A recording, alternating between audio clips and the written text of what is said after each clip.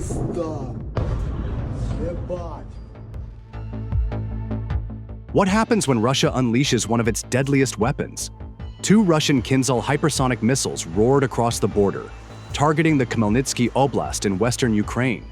Air raid sirens screamed nationwide. Explosions were reported. But by nightfall, the outcome stunned observers. No confirmed damage, no casualties.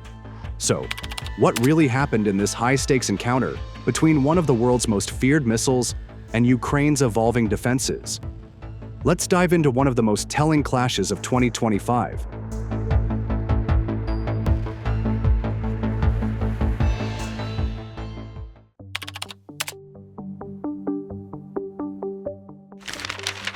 On July 5th, 2025, the skies over Ukraine lit up once again. It was around 5:30 in the evening when Ukrainian radar operators spotted something unusual, a MiG-31K interceptor jet taking off from Russian territory. This wasn't just any aircraft. The MiG-31K is Russia's chosen carrier for the Kh-47M2 Kinzhal missile, a weapon that combines blistering speed with evasive maneuvering.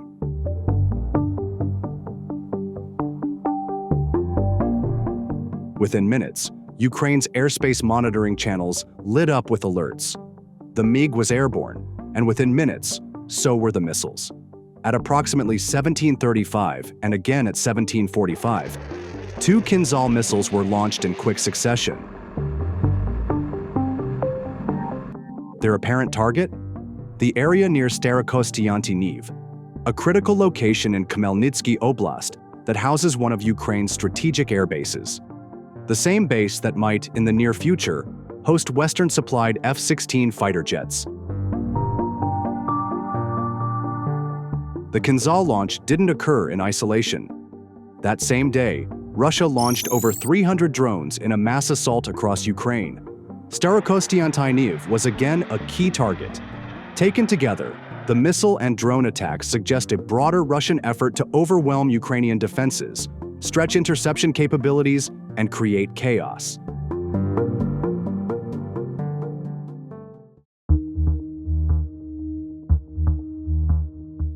This wasn't the first time the Kinzhal had made headlines. Earlier in the war, during what became Ukraine's largest aerial assault yet on June 29th, Russia unleashed a combination of drones and missiles, including multiple Kinzhal missiles, on western cities like Lutsk and Ternopil as part of a staggering 537 aircraft blitz.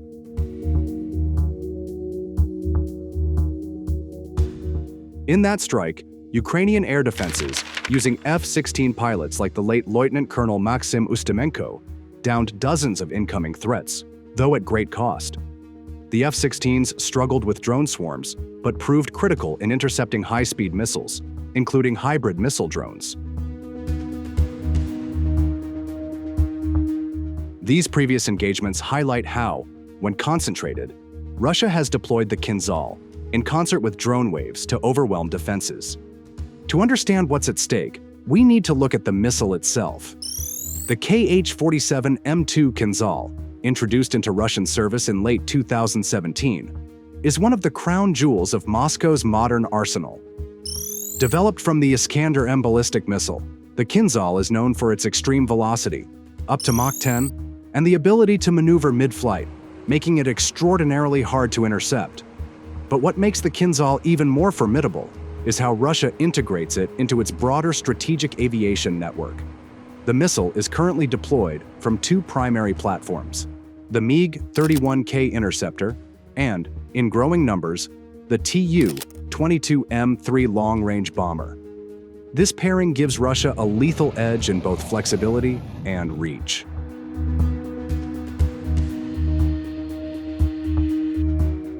The MiG-31K, a modified version of the Soviet-era interceptor, is one of the few aircraft capable of carrying the massive Kinzhal missile under its fuselage. With its incredible speed and altitude ceiling, the MiG-31K can launch Kinzhals from well outside the range of enemy air defenses, then quickly return to base to rearm, making it ideal for fast, high-pressure strikes. On the other hand, the Tu-22M3 bomber brings something different: endurance and payload depth. While slower than the MiG, the Tu-22 can loiter longer, operate from more secure interior air bases, and potentially carry multiple Kinzhals on a single sortie. If deployed in coordinated waves, Tu-22 M3s could launch deep penetration attacks, while MiG-31Ks strike from unexpected vectors, saturating defensive zones and overwhelming response systems. As Russia continues to experiment with pairing the Kinzhal with platforms like the Su-34, or even the next-generation Su-57 stealth fighter, its doctrine will only grow more agile. The combination of stealth, speed, and high-altitude precision adds yet another layer to the already complex challenge facing any opponent trying to defend critical infrastructure.